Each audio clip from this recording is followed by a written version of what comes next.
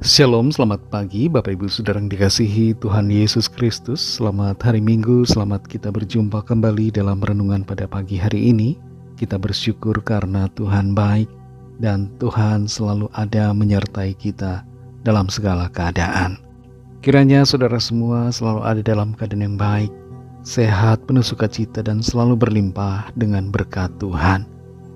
Sebelum kita mendengarkan renungan firman Tuhan, mari kita berdoa.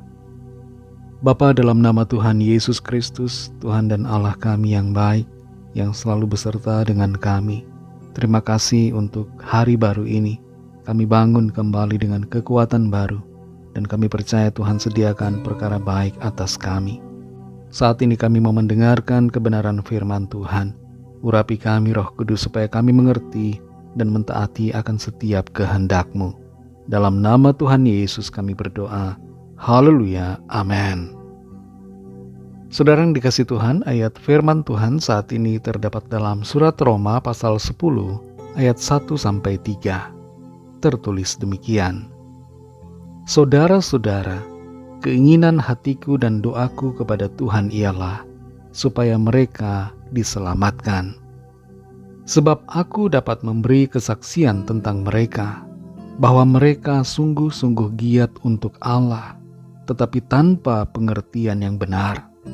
Sebab oleh karena mereka tidak mengenal kebenaran Allah, dan oleh karena mereka berusaha untuk mendirikan kebenaran mereka sendiri, maka mereka tidak takluk kepada kebenaran Allah. Saudara yang dikasih Tuhan, Tugu Peringatan Bom Bali yang ada di daerah Kuta menjadi salah satu tempat yang menjadi catatan sejarah peristiwa yang sangat menyedihkan yang membawa ratusan korban jiwa. Tanggal 12 Oktober 2001, sebuah bom mobil meledak menyebabkan 202 orang meninggal dan 209 orang lainnya luka-luka. Pelaku dari peledakan bom ini adalah Amrozi, Ali Gufron dan Imam Samudra serta Ali Imran. Mereka adalah orang-orang yang giat dalam agamanya, rajin dalam melakukan ibadah, tapi sayangnya mereka giat tapi tidak benar. Dalam Roma pasal 10 ayat 1-3 ini, Rasul Paulus menyatakan tentang keinginan hatinya dan doanya kepada Tuhan, yaitu supaya bangsa Yahudi, orang-orang sebangsanya, orang-orang Israel diselamatkan oleh Tuhan. Rasul Paulus tahu bagaimana orang-orang Yahudi ini, mereka itu sungguh-sungguh giat untuk Allah, sungguh-sungguh giat dalam melakukan ibadah, sungguh-sungguh giat untuk melakukan hal-hal yang kelihatannya rohani, tapi mereka tidak punya pengertian yang benar. Dan di dalam keadaan ketidakmengertian itu, tidak mengerti akan kebenaran, mereka mendirikan kebenaran mereka sendiri. Dan karena itulah mereka tidak takluk kepada kebenaran Tuhan. Beban dalam hati Paulus sungguh begitu berat dia rasakan. Satu beban yang dilandasi oleh kasih, yang bertujuan untuk kebaikan orang-orang sebangsanya, yang belum percaya kepada Tuhan Yesus Kristus. Paulus dulunya juga bukanlah orang yang percaya dan berada di luar anugerah keselamatan. Tapi kasih karunia Tuhan Yesus telah menangkap dirinya, sehingga ia berpindah dari kegelapan kepada terang, dari kematian kepada kehidupan, dari ketidakmengertian akan kebenaran, menjadi tinggal di dalam kebenaran. Di sini saudara di ayat 2 dikatakan, betapa giatnya mereka, tapi tanpa pengertian yang benar. Giat saja, tanpa mengerti bukanlah suatu hal yang baik. Ibarat seperti orang yang kelihatan sangat sibuk dalam sebuah acara, tapi orang itu tidak tahu apa sebenarnya yang dilakukan. Hanya kesana kemari tanpa arah, dan justru malah mengacaukan. Giat untuk Tuhan hendaknya disertai dengan pengertian yang benar akan Tuhan. Siapa Tuhan itu sebenarnya, dan apa yang Tuhan mau untuk kita lakukan dalam hidup ini. Rasul Paulus sudah mengenal siapa Tuhan itu. Tidak lain adalah Tuhan Yesus Kristus, pribadi Allah yang telah datang sebagai manusia. Dan itu sebabnya Rasul Paulus merindukan agar orang-orang sebangsanya, dan bahkan juga semua orang, untuk mengenal akan Dia, yaitu mengenal Tuhan Yesus, supaya mereka mengalami keselamatan. Saudara yang dikasihi Tuhan, ada banyak orang yang giat untuk Tuhan, giat untuk pekerjaan Tuhan. Mereka merasa mereka melakukan yang benar, padahal mereka sama sekali tidak mengerti akan kebenaran.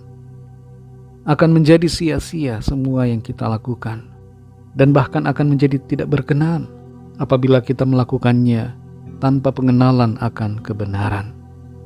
Mari saudara yang dikasihi Tuhan, jadi giat bagi Tuhan, tapi juga miliki hati yang sungguh mengenal akan Tuhan Yesus, supaya apa yang kita lakukan tidak menjadi sia-sia, tapi menjadi hal yang berkenan dan mendapatkan penghargaan di mata Tuhan. Mari kita berdoa. Terima kasih Tuhan Yesus, kami bersyukur untuk firman-Mu yang mengajar kami untuk sungguh-sungguh giat bagi Engkau dan sekaligus memiliki pengenalan yang benar akan siapa Engkau. Kami berdoa untuk setiap orang di bangsa kami, juga di bangsa-bangsa lain yang merasa sudah begitu giat bagi Tuhan, tapi mereka belum memiliki pengenalan akan Engkau Tuhan Yesus.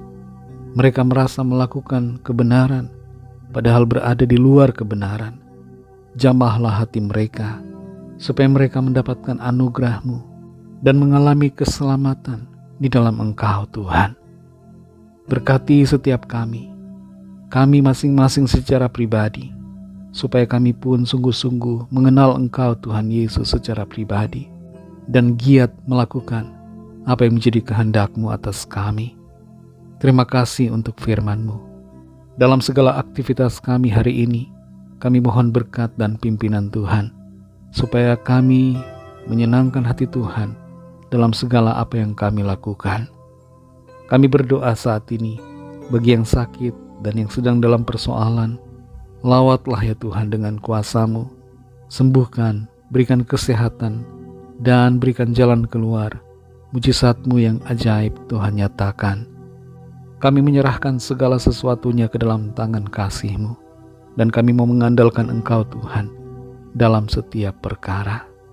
Dalam nama Tuhan Yesus Kristus, Tuhan dan Juru Selamat kami sudah berdoa dan mengucap syukur. Haleluya. Bersama-sama kita berdoa doa Bapa kami. Bapa kami yang di sorga, dikuduskanlah nama-Mu, datanglah kerajaan-Mu, jadilah kehendak-Mu di bumi seperti di sorga.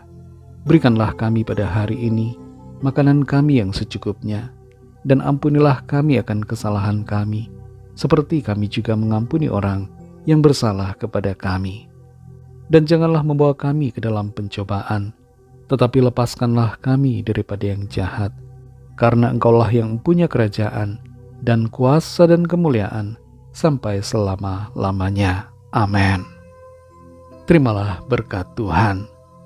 Tuhan memberkati engkau dan melindungi engkau. Tuhan menyinari engkau dengan wajah-Nya dan memberikan kasih karunia. Tuhan menghadapkan wajah-Nya kepadamu dan memberikan damai sejahtera. Berkat dan anugerah Allah Bapa, kasih karunia dari Tuhan Yesus Kristus, dalam persekutuan dengan Roh Kudus, menyertai kita semua, sekarang ini dan sampai Maranatha Tuhan Yesus datang kembali, dan bahkan sampai selama-lamanya. Dalam berkat nama Tuhan Yesus Kristus, haleluya, amin. Puji Tuhan, saudara yang dikasihi Tuhan, saya percaya firman Tuhan menjadi berkat dan kekuatan buat saudara semua, dan Roh Kudus akan menolong saudara untuk lebih lagi memahami kebenaran firman Tuhan, dan hidup selalu dalam kemenangan. Tuhan Yesus memberkati saudara semua. Sampai jumpa dalam renungan yang berikutnya. Haleluya.